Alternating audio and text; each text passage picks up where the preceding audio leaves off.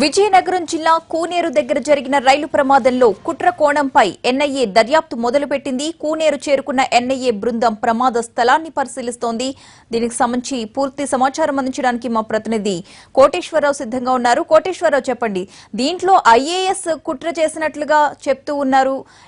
ఏ విధంగా ఈ విషయం వెలుగులోకి వచ్చింది? ప్రతిభ, ఇప్పుడు కూనేరు వద్ద జరిగినటువంటి రైలు ప్రమాదంలో ఇప్పటివరకు 39 మంది మృతి చెందారు. దీనికి సంబంధించి అనేక అనుమానాలు వ్యక్తమవుతున్నట్టు ఏపీ ప్రభుత్వం సిఐడి ఇచ్చింది. అదేవిధంగా దీనికి సంబంధించి ఎన్ఐఏ కూడా రంగంలోకి దిగింది.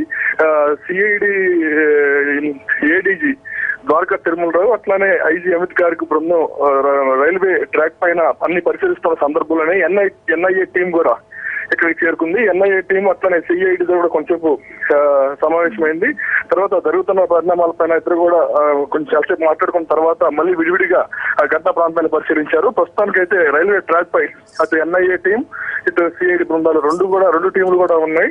రెండు టీంలు కూడా క్షుణ్ణంగా పరిశీలిస్తున్నారు. రైల్వే ట్రాక్ అంతా ఏం జరిగింది, ఎలా జరిగింది, రైల్వే ట్రాక్ టెక్నికల్ గా ఏమన్నా ప్రాబ్లం ఉందా, లేకపోతే ఏమన్నా కట్ చేశారా, లేకపోతే అయ్యే ఇరిగినాయా, లేకపోతే లోపల ఉన్న డ్రైవర్ సైడ్ నుంచి ఏమైనా మిస్టేక్ జరిగిందా, వీటికి సంబంధించి అన్ని రకాల పరిశీలన కూడా చేస్తున్నారు. ఇప్పటికే ఫిజికల్ టెస్ట్ చేసేవారిని, అట్లానే పేలుడు పదార్థాలకు సంబంధించి ఆనవాళ్ళు కనుక్కునే కోణంలో ఆ బృందాలని మొత్తం 5 బృందాలను పిలిపించారు. 5 బృందాలతోటి అటు సిఐడి ఇటు ఎన్ఐఏ టీం ఇద్దరు కూడా సమావేశం అవుతున్నారు.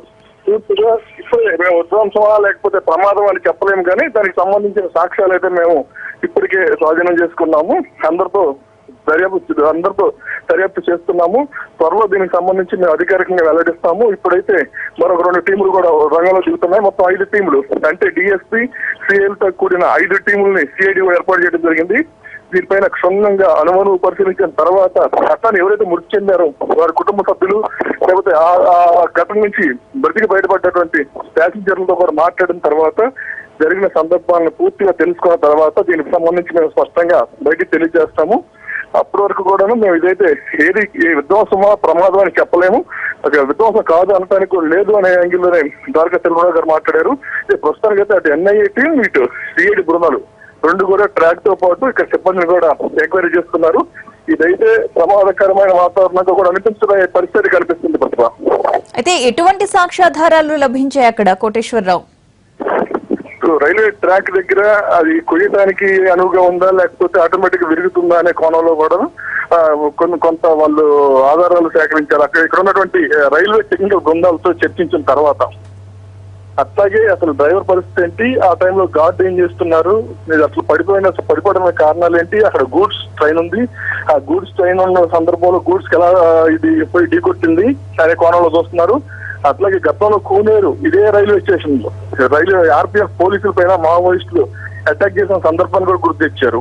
గతంలో మావోయిస్టులు ఈ ప్రాంతంలో తిరుగుబాటు చేయడం జరిగింది. అప్పట్లో చాలా ప్రమాదం కూడా జరిగింది. ఇది మావోయిస్ట్ ప్రభావిత ప్రాంతం. ఈ నేపథ్యంలో కూడా మేము ఆరాధిస్తున్నాము. అన్ని కోణాలు కూడా పరిశీలిస్తున్నాము. దీనికి సంబంధించి ఇక్కడ స్థానికంగా రైల్వే సిబ్బంది వద్ద, అధికారుల వద్ద మెటీరియల్ కూడా తీసుకోవడం జరిగిందని ద్వారకా తిరుమలరావు కూడా చెప్పడం జరుగుతుంది. ఎన్ఐఏ టీం అయితే ఇంకా మీడియాతో మాట్లాడలేదు. కొద్దిసేపటి తర్వాత వారి ఇన్వెస్టిగేషన్ ప్రాథమిక అయిపోయిన తర్వాత మీడియాతో మాట్లాడే అవకాశం కనిపిస్తుంది. Thank you Koteswararao.